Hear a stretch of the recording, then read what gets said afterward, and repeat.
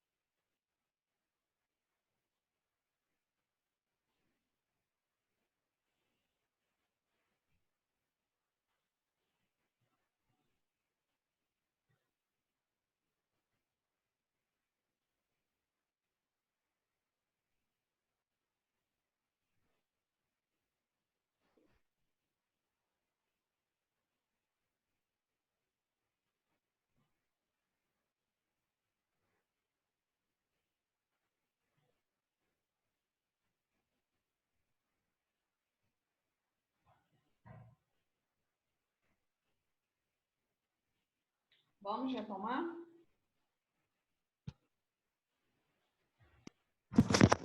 Sim, Pode começar. Vamos lá. A gente terminou. Viram a tela nova? Disponibilizou para vocês? Sim. Sim. Pronto.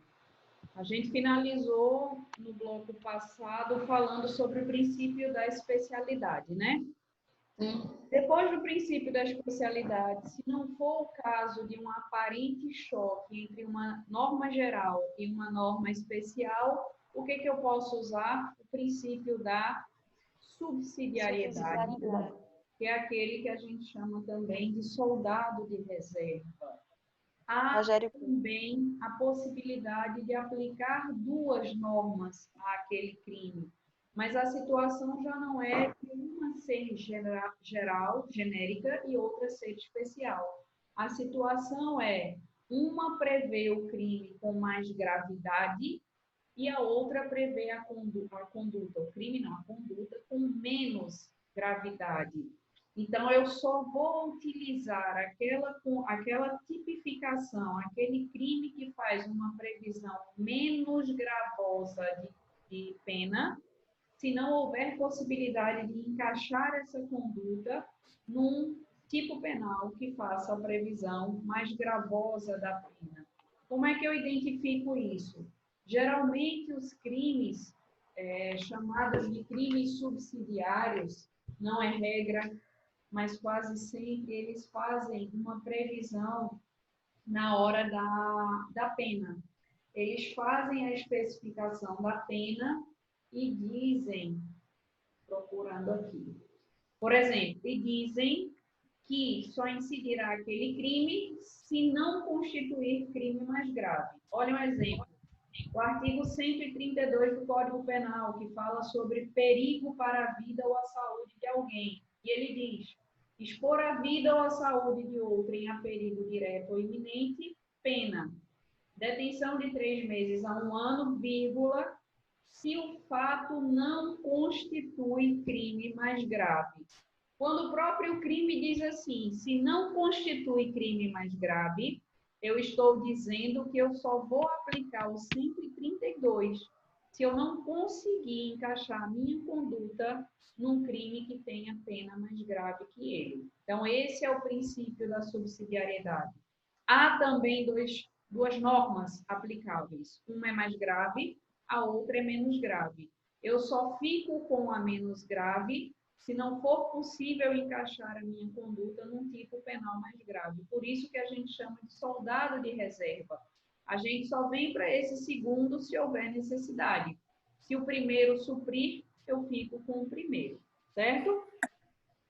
Certo. Qual é o outro princípio que a gente tem para solucionar o conflito aparente de normas? Conjunção. Consunção. Absorver. O crime fim absolve o crime meio. Exatamente. A finalidade da consunção é essa. Eu quero matar um desafeto. Apliquei nele facadas. contra ele, desferi facadas. Qual era a minha finalidade? Matar. Matar. Quando eu desferi essas facadas, eu não maculei, eu não lesionei a integridade física dessa pessoa.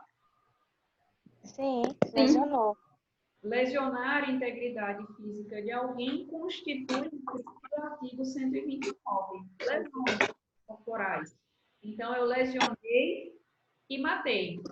Eu vou responder por 2 crimes, lesões corporais. Não, o mais grave. Quer dizer, o crime fim absorve o crime meio. Aqui eu já não posso falar de gravidade. É isso. Falar o fim. Então, o crime fim vai fazer o quê? Absorver o crime meio. Meio. Porque a intenção dele era praticar o homicídio. Isso. É isso? Isso. E as Então, era lesões foram o meio necessário para que ele cometesse o homicídio. justo. Ok? Ok. E, por fim, o princípio da alternatividade, e a gente viu que aí nem é necessariamente um conflito aparente de normas, porque aqui eu já não tenho 2 normas em choque. Eu tenho uma única norma que traz condutas variadas, que traz núcleos variados. Por exemplo, quando eu digo no crime de tráfico de entorpecentes, que constitui o crime do artigo 33 da Lei 11.343 de 2006, você vender, entregar, enviar, produzir, exportar, importar, e eu tenho aí 16 a 18 condutas diferentes só para classificar o crime de tráfico de entorpecentes, tráfico de drogas. Então, essas condutas todas que estão previstas lá são condutas para um único tipo penal. Então, não poderia falar nem necessariamente num conflito aparente de normas, mas a doutrina traz como princípio solucionador do conflito de normas o princípio da alternatividade. E o que é que ele vem dizer? Que nessa previsão de tantas condutas, eu posso cometer apenas uma delas e o crime estar consumado, ou posso cometer várias delas e eu vou responder apenas uma vez por aquele crime. A alternatividade vai dizer isso. Entre vários núcleos que o tipo penal prevê, eu posso praticar qualquer um deles. Posso praticar só um, posso praticar vários ou posso praticar todos. O crime estará consumado do mesmo jeito. Consumado, praticado. Ok? Ok. Nossos 4 princípios para a solução de conflitos aparentes de normas. Aparente. 7. Com relação ao lugar do crime, artigo 6º, e territorialidade, artigo 5º, e extraterritorialidade, artigo 7º da Lei Penal, conforme previstos no Código Penal, nos crimes tentados, o lugar do crime será onde o agente pretendia que tivesse ocorrido a consumação do delito. Vamos por partes. O que é um crime tentado, minha gente?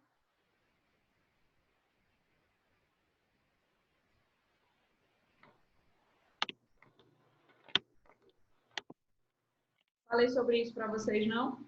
Não, Certeza? pelo menos eu não me recordo. Então tá bom. Eu achei que eu tivesse explicado o que era o crime Eu tentado. acho que a senhora falou, só não estou lembrada. Eu pelo menos não lembro. Eu acho Eu acho que a senhora falou, mas eu não lembro o tentado. conceito. O que é o crime consumado? Quando eu atinjo a finalidade pretendida. O que é o crime tentado? Quando eu não atinjo a finalidade pretendida por razões alheias à minha vontade. Creio que eu tenha falado sobre isso. Exemplo, quero matar alguém. Atirei contra a pessoa, matei. O meu crime de homicídio está consumado. Quero matar alguém. Atirei contra a pessoa. mas o tiro que eu dei não foi fatal. Podendo continuar atirando, alguém me impediu, não deixou que eu continuasse e a minha vítima sobreviveu. O que é que eu tenho aí? Um homicídio tentado. Tentei praticá-lo, mas não consegui por razões alheias à minha vontade. Isso é a tentativa. Crime tentado é aquele que eu não consigo consumar por razões alheias à minha vontade. Desconsidere tudo isso aqui e vamos ao que interessa.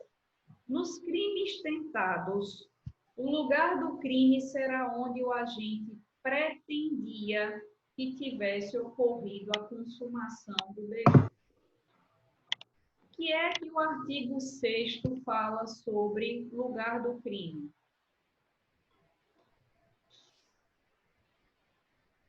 Teoria da ubiquidade. Tanto faz onde ocorreu a ação ou omissão, ou então onde ocorreu o resultado. Olha o que a questão diz. Nos crimes tentados, pratiquei os atos de execução, mas não consegui atingir o meu resultado, por razões alheias à minha vontade. Então, nos crimes tentados, não aconteceu o resultado. O lugar do crime será onde o agente pretendia que tivesse ocorrido a consumação. De acordo com o que estabelece o artigo 6º, isso está certo ou errado? Errado. Errado. Por quê? Tanto faz. Usa-se a teoria mista, tanto faz o lugar da consumação quanto o lugar do resultado. Quanto o lugar do resultado. Mas esse crime não teve resultado. Mas mesmo assim, ele não foi tentado? Sim. Então, tanto faz o lugar que teve o resultado ou não. Ou o que aconteceu. O artigo fala que é onde se produziu ou deveria produzir o resultado. Isso aí. Então, o que é que eu posso dizer sobre essa questão? Verdadeira ou falsa? Falsa. Nos crimes tentados, o lugar do crime será onde o agente pretendia que tivesse ocorrido a consumação do delito. Falsa. Por quê?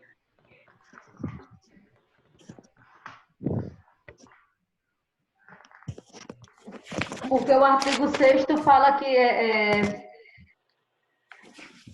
Peraí. Tanto faz o local que se pretendia atingir o resultado, quanto o que produziu o resultado. Então, está errada a questão. Falsa. No entanto, o crime será punido no lugar que foi praticado. Poderia, mas não é só ele. É onde ocorreu a ação ou a omissão, ou onde ocorreu o resultado, ou onde se pretendia que acontecesse o resultado.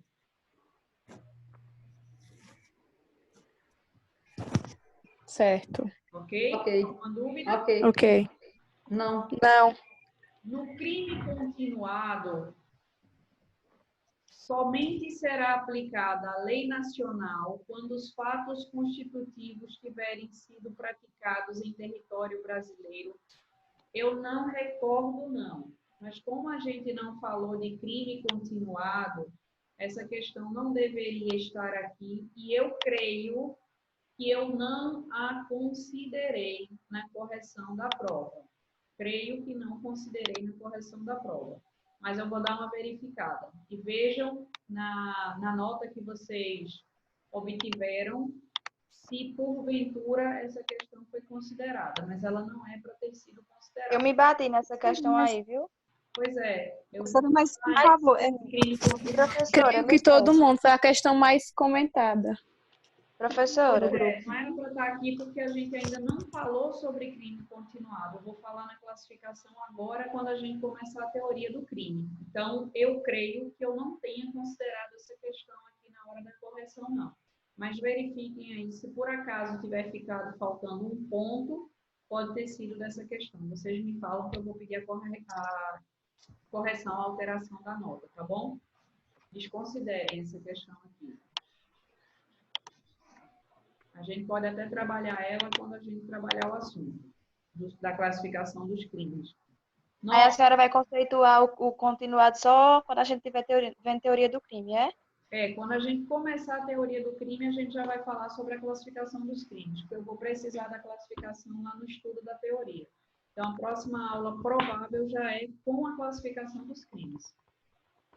Tá bom. Tá bom? A 9 agora? A 9.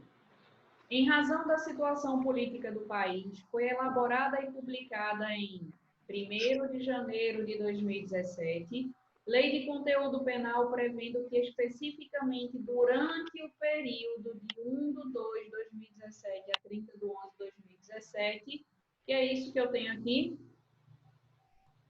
Uma lei temporária. Uma lei temporária. Onde você expõe a data de início e a data de final do crime. Exatamente. Ela vai A pena do crime de válida. corrupção nesse período será de 3 a 15 anos de reclusão, superior à pena prevista antes, que era de 2 a 12 anos.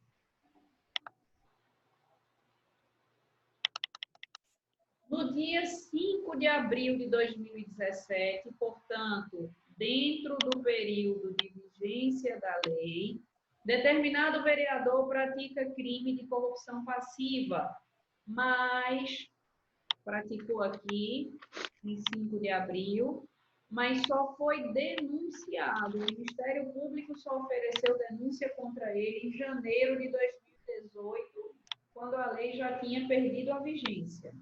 Entenderam? Sim. Sim. Nesse caso, considerando que ele praticou o crime dentro do período de vigência, mas o Ministério Público só o processou depois do período de vigência, qual é a pena que vai ser aplicada a ele?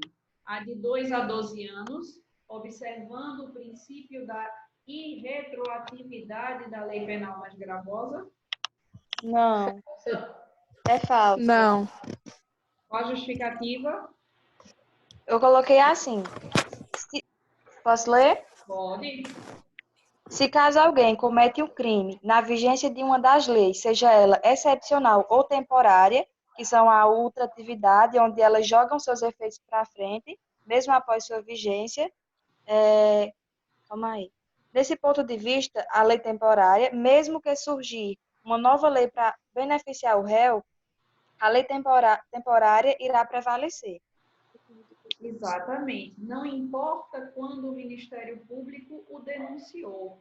O que vai ser relevante para a aplicação da lei é se ele cometeu o crime dentro do período de vigência da lei, porque a gente sabe que as leis temporárias e as leis excepcionais têm um efeito que a gente chama de ultratividade da lei. Então, embora ela perca a vigência, seus efeitos são lançados no tempo, para frente. Não é isso?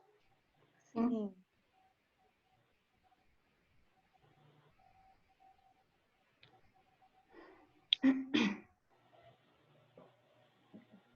Posso seguir?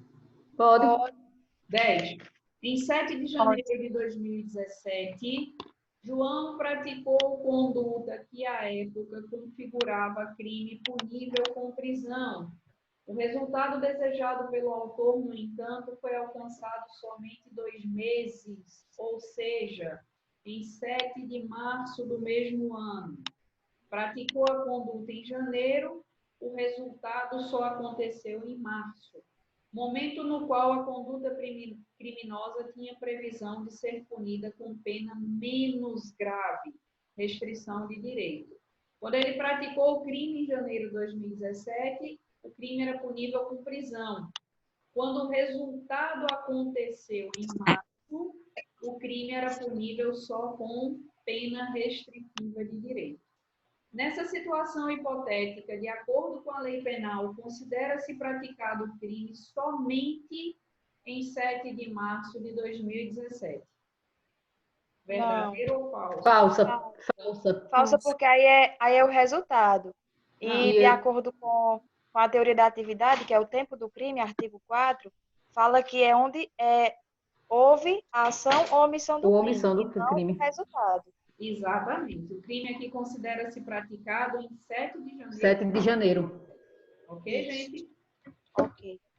O princípio da 11. O princípio da anterioridade no direito penal informa que ninguém será punido sem lei anterior que defina a conduta como crime e que a pena também deve ser prevista previamente, ou seja, a lei nunca poderá retroagir. Falsa. A lei Falsa. nunca pode retroagir, não. A lei pode retroagir. Pode retroagir para beneficiar o réu. Então, a regra é não retroage. Mas se for para beneficiar o réu, que é a exceção, retroage. Retroage. Exatamente. Então, aqui a gente tem tudo verdadeirinho. Princípio da anterioridade, Tá ok. o crime tem que ser previsto anteriormente, a pena também. Onde é que está o erro da questão? A lei nunca pode retroagir. A lei nunca retroagirá. E a gente sabe que a regra é, de fato, a irretroatividade da lei, mas ela pode retroagir em exceção quando for para beneficiar o réu. 12. É possível que uma lei penal mais benigna, mais benéfica, benigna, alcance condutas anteriores à sua vigência, seja para possibilitar a aplicação de pena menos severa, seja para contemplar situação em que a conduta tipificada passe a não ser mais crime. Verdadeira. Verdadeiríssima. Na primeira hipótese, quando eu tenho qualquer situação que beneficie o réu de forma a minimizar a pena, a permitir uma melhor progressão, uma progressão de regime mais rápida. E aqui na segunda hipótese, o que é que eu tenho? Que instituto é esse? Para contemplar a situação tipificada. A conduta deixa de ser crime. O que é que eu tenho? Abolição de crimes. Então, 12. No caput do artigo. Segundo, isso. 13. O princípio da insignificância no direito penal dispõe que nenhuma vida será considerada insignificante. É isso? Falsa. Falsa. O que é que diz o princípio da insignificância? Trata da não punição dos crimes que gerem uma ofensa irrelevante ao bem protegido pelo direito penal. Vale ressaltar que esse princípio não cabe nos crimes de grave ameaça ou de violência. Exatamente, é a pessoa. Grave ameaça ou violência à pessoa. Muito bem, estão afiados. 14.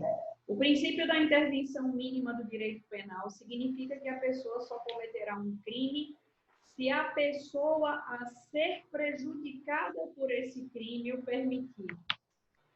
Falsa. Por quê? O princípio da intervenção mínima diz que o direito penal só deverá ser usado em último recurso, quando se houver necessidade para resolver questões onde os bens jurídicos são afetados. Este só será usado quando os demais ramos do direito não tiverem obtido êxito. Exatamente isso. Direito penal só entra quando os outros ramos do direito não se tiverem mostrado suficientes para solucionar aquele impasse. Muito bem. 15. Considere que tenha sido cometido um homicídio a bordo de um navio petroleiro de uma empresa privada, navio privado hondurenho, ancorado no porto do Recife. Nessa situação, nada poderá fazer a autoridade policial brasileira, pois navios e aeronaves são extensões do território do país de origem, não estando sujeitos às leis brasileiras. Falsa. Falsa. Pode ler? Pode. Nessa situação, estão sim sujeitos à lei brasileira. Sendo assim, a autoridade policial brasileira irá instaurar de ofício o inquérito policial e assim investigar a materialidade do crime. Em face do artigo 5º, aplica-se a lei brasileira sem prejuízo de convenções, tratados e regras de direito internacional ao crime cometido no território nacional. Territorialidade. É isso? E por que eu estou chamando esse navio petroleiro hondurenho de território brasileiro, para fins de aplicação do artigo 5º? Porque ele não é um navio de empresa privada, ele é um navio mercante. Exatamente. Aquele movimento que eu disse, a regra que vai, volta. A mesma que volta. Se as nossas embarcações e aeronaves privadas, estando em território alheio, não são mais extensão do nosso território,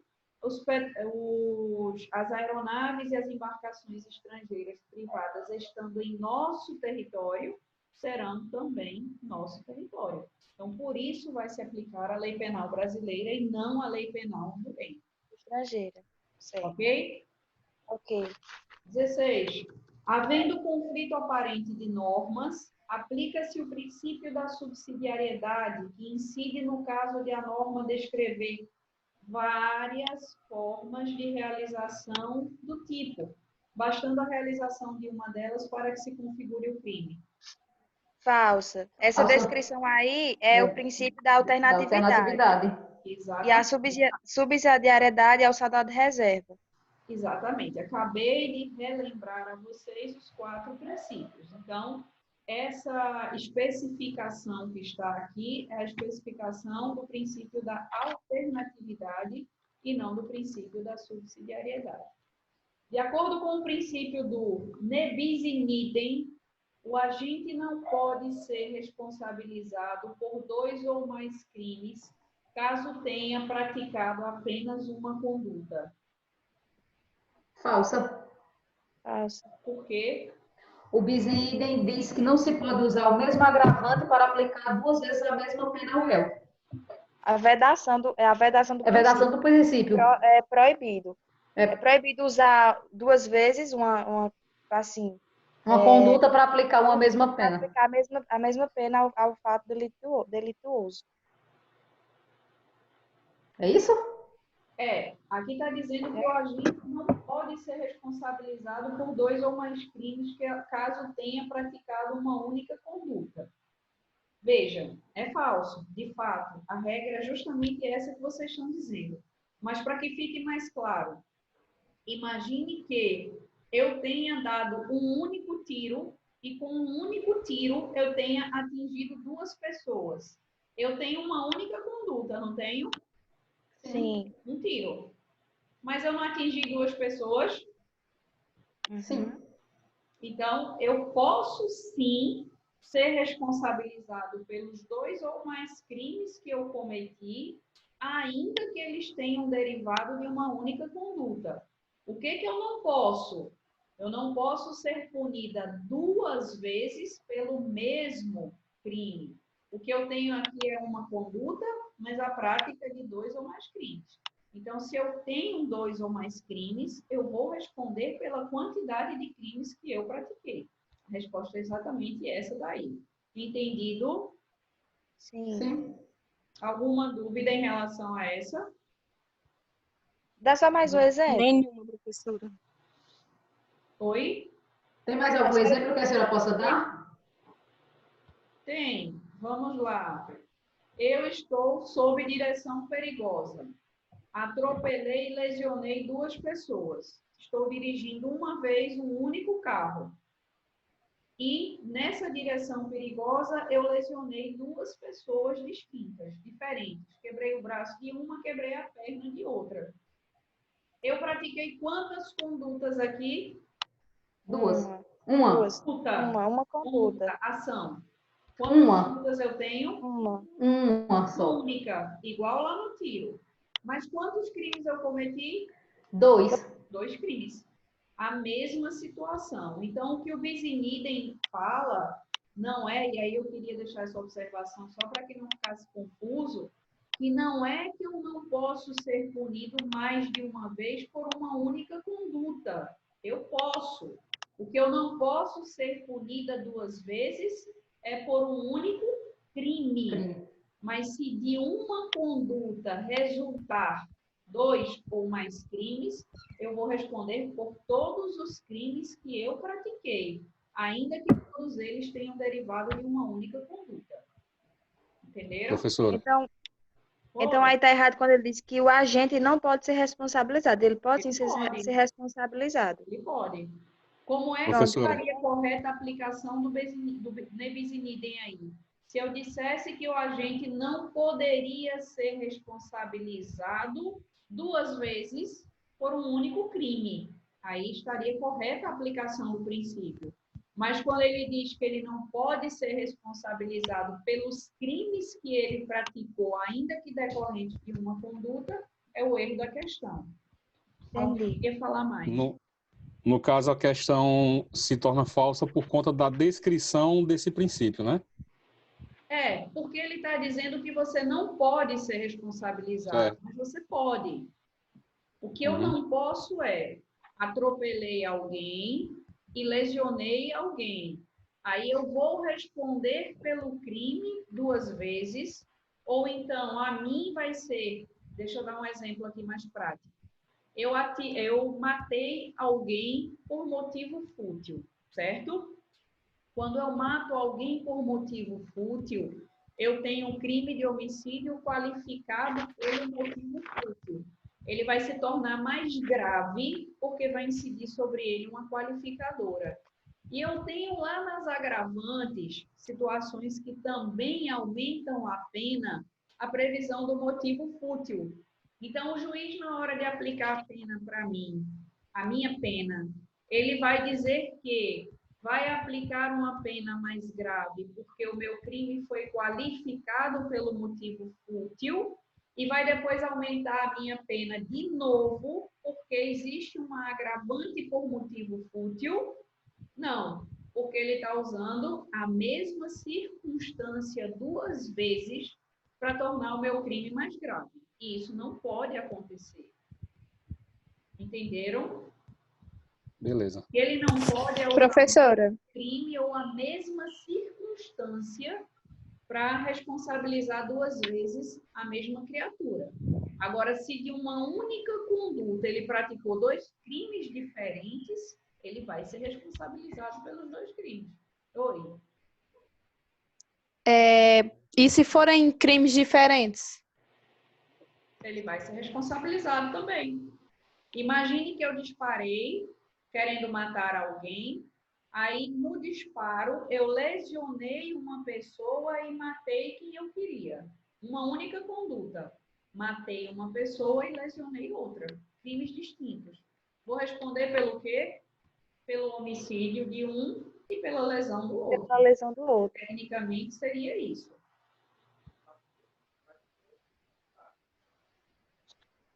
Entendido, gente? Se alguém tem mais alguma dúvida? Não, compreendido. Deixa eu compartilhei aqui. Posso passar adiante? Pode. 18. Do princípio da legalidade decorre uma série de garantias formais e materiais a que se vinculam o legislador e o intérprete da norma penal. O que essa questão quer dizer? O princípio da legalidade estabelece regras tanto para quem cria leis, quanto para quem aplica Interpreta. as leis. Então, o princípio da legalidade está dizendo que o legislador não pode criar normas, normas, gente, que branco que me deu agora, normas incriminadoras sem observância, por exemplo, da legalidade formal, que precisam acontecer através de lei ordinária ou de lei complementar. Então, o princípio da legalidade, via de regra, vincula quem cria as leis e vincula quem aplica as leis. Essa questão está correta? Sim. Sim, questão verdadeira. Alguém tem alguma dúvida sobre ela? Não, acho que não. 19. Não, nenhum. Tem? Não escutei. Não, nenhuma. A lei penal admite interpretação analógica. Olha só, não estou falando de analogia, técnica de integração da norma. Estou falando de interpretação. A lei penal admite interpretação analógica para incluir hipóteses análogas às elencadas pelo legislador, ainda que prejudiciais ao agente.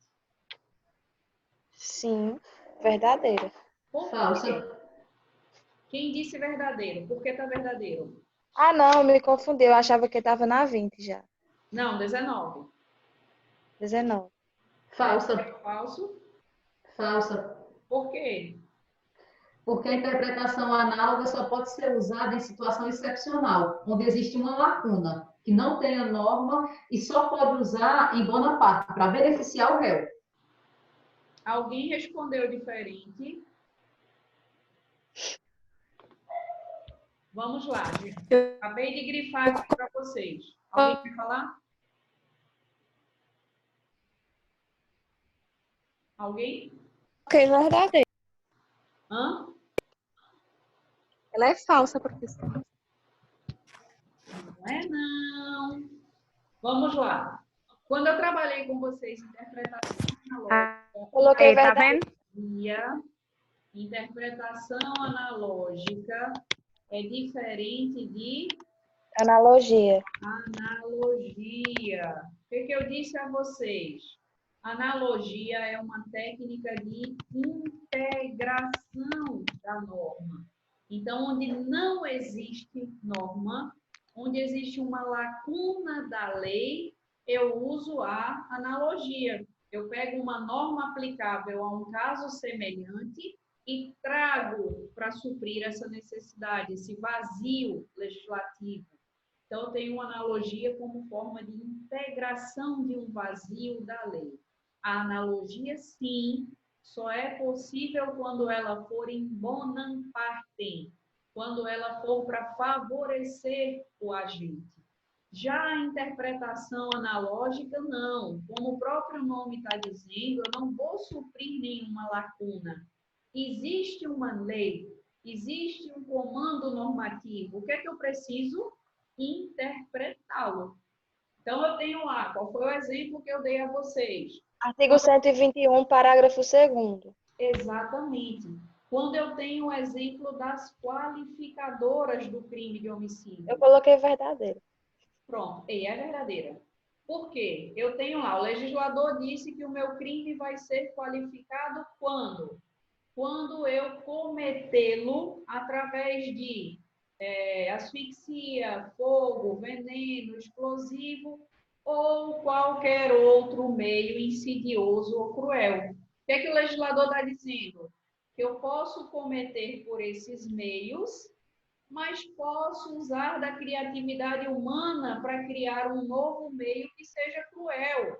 Então, o que ele fez? Disse as possibilidades e depois, ao final, trouxe uma fórmula genérica, deixando em aberto a interpretação do que é que caberia ali dentro.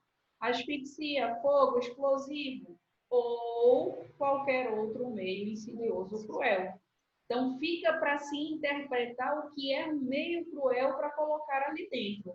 Eu estou interpretando a norma e não integrando um vazio da norma.